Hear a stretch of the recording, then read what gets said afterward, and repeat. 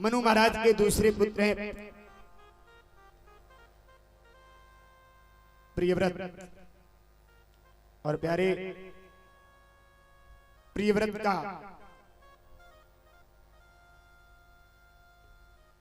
विवाह विश्वकर्मा जी की पुत्री बृहस्पति से हुआ, और इनके पुत्र हुए आग्नेध्र, आग्नेध्र के हुए नाभि, नाभि के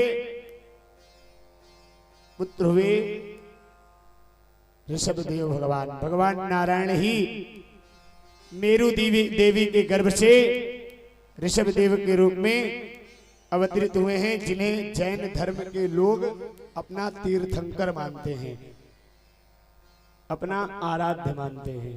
बोले ऋषभदेव भगवान की जय। महाराज ऋषभदेव के 100 पुत्र थे, जिसमें से सबसे बड़े पुत्र थे भरत जी, और प्यारे इन्हीं भरत जी का चरित्र अद्भुत है, और आज हम लोगों को भगवान के जन्म उत्सव तक जाना है। भरत जी के ही नाम पर इस देश का नाम पड़ा भारत।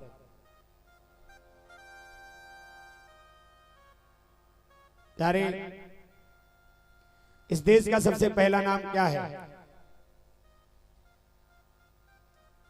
कौन बताएगा? इस देश का सबसे पहला नाम क्या है? अजनाभ खंड। उसके बाद हुआ आर्यवर्त, उसके बाद तब जाकर के हिंदुस्तान, भारत। अंग्रेजों के बाद आने के बाद इंडिया हो गया। भोले भक्त वत्सल भगवान की। यारे हम कितने बड़े सौभाग्यशाली हैं कि परमात्मा ने हमें भारतवर्ष में जन्म दिया।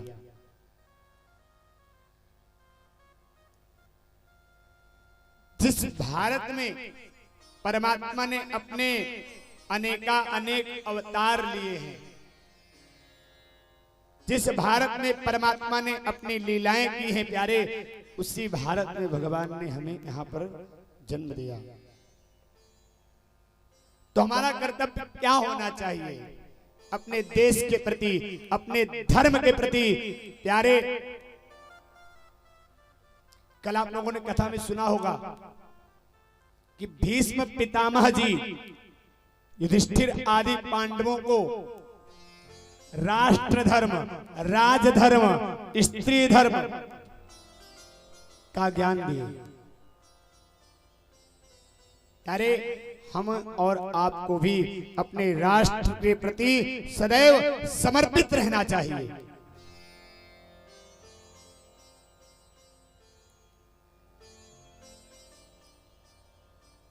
अत्यंत खेद होता है प्यारे, कब जिस समय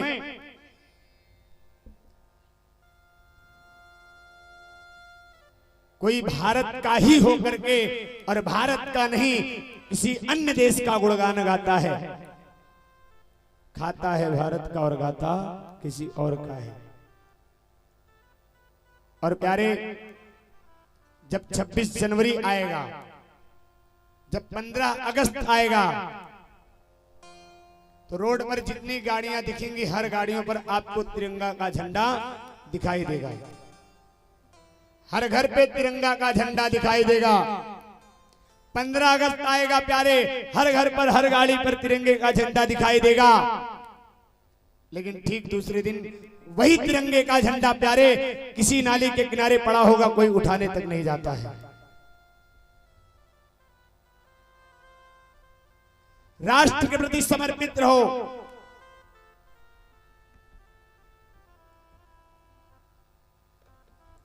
केवल एक दिन 2 दिन के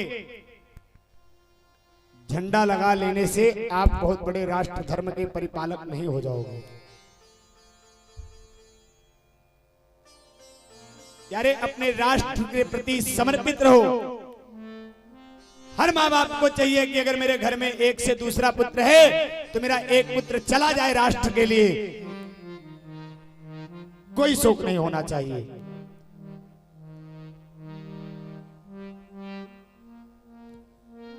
अरे अगर राष्ट्र नहीं होगा, धर्म नहीं होगा, संस्कृति नहीं होगी, संस्कार नहीं होगा, तो प्यारे हमारे रहने का कोई अर्थ नहीं होगा।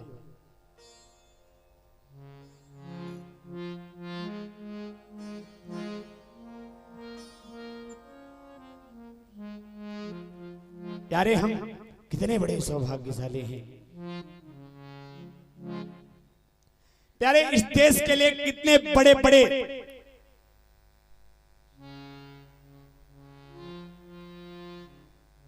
महारथी हुए, जिन्होंने अल्प आयु में देश के लिए अपने आप को फांसी पर चढ़ा दिया।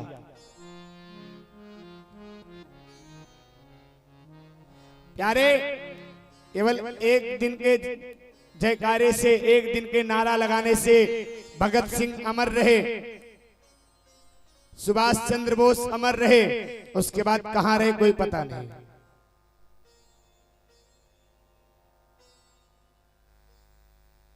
मेरे कहने का भाव है प्यारे, सदैव अपने बच्चों को सबसे पहले अपने राष्ट्र के प्रति समर्पित होने की भावना सिखाओ, उसके बाद समाज के प्रति।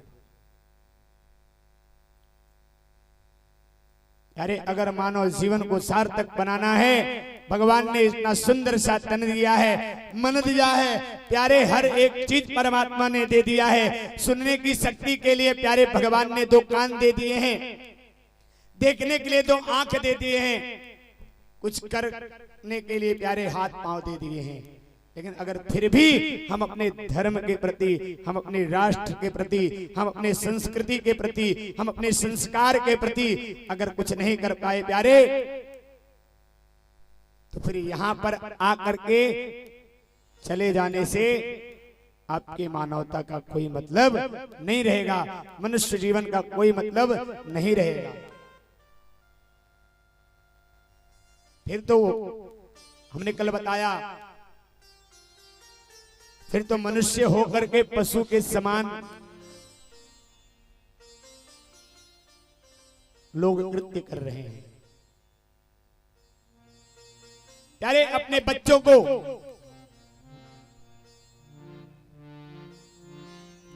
सदैव अपने राष्ट्र के प्रति शिक्षा दो। विद्यालयों में जितने भी हमारे बड़े बड़े योद्धा हुए, हमारे धर्म के प्रचारक हुए, उनके चरित्रों को नहीं पढ़ाया जाता है। उनके कर्म के बारे में उन्होंने जो त्याग किया प्यारे, उसे नहीं पढ़ा करके अकबर जैसे, जिसका कोई अस्तित्व नहीं हमारे धर्म में,